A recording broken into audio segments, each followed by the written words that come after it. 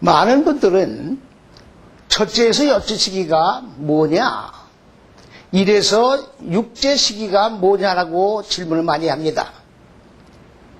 그거는 이미 설명을 들었습니다만은 창세기 1장의 내용은 바로 6일 창조를 얘기하고 있는 겁니다. 그런데 이 6일은 온 지구촌 전체가 다 현상의 세계를 창조한 6일로 보고 있는 것이 공통적인 견해입니다.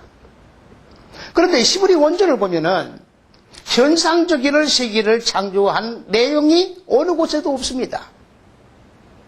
바로 이 6일 가운데에 첫째, 둘째, 셋째 시기는 하나님의 지식의 빛이고, 다시 말하면 하나님의 본체다 그 말입니다.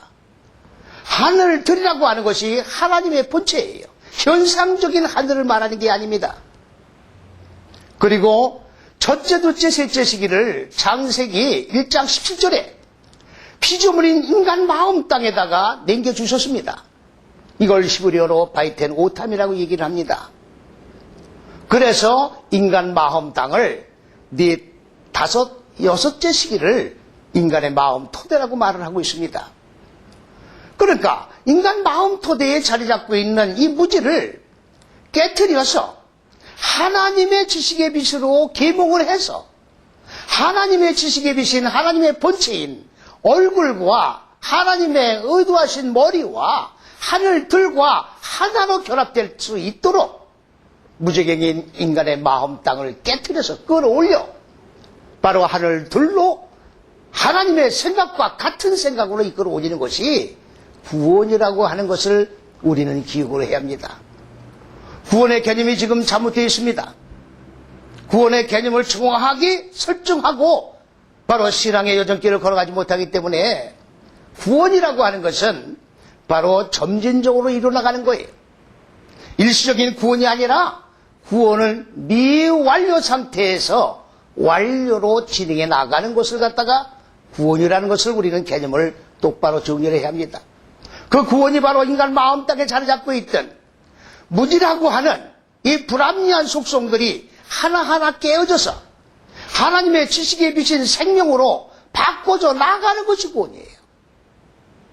이것이 바꿔지지 않는 한에 있어서는 아무리 신앙의 연주가 오래됐다 할지라도 구원이 아직까지 완성되지 못한 단계에 있다는 것을 우리는 기억을 해야 합니다. 그렇기 때문에 하나님께서 창세기 1장 3절에 빛이 있으라며 빛이 있었다. 이 빛을 많은 분들이 똑바로 개념 정리를 못하고 있어요. 어떤 분들은 햇빛으로 보기도 합니다만은 또 어떤 분들은 막연한 그 어떤 빛으로 보고 있어요. 이렇게 빛 개념이 정립되지 않는 한에 있어서는 하나님의 근본을 의도하신 높은 뜻과 계획을 우리가 바로 인식을 해서 우리 마음 땅을 개간을 해서 계몽해서 하나님의 근본을 의도하신 높은 뜻으로 끌어올리는 구원을 완성해 나갈 수가 없다는 것을 우리는 기억을 해야 합니다. 우리는 하나님의 의도 속에서 살아가는 겁니다. 하나님이 이렇게 원대한 계획을 세우셨다는 것, 이것이 큰 사랑입니다. 그래서 말씀이 육신이 된 그리스도의 몸을 바로 우리에게 육신을 입고 보내셔서 그리스도께서 이 마음 땅의 무지를 깨트려 나갈 수 있도록 구원의 문을 열어놓으신 분이 바로 그리스도 예수 본체인 것입니다.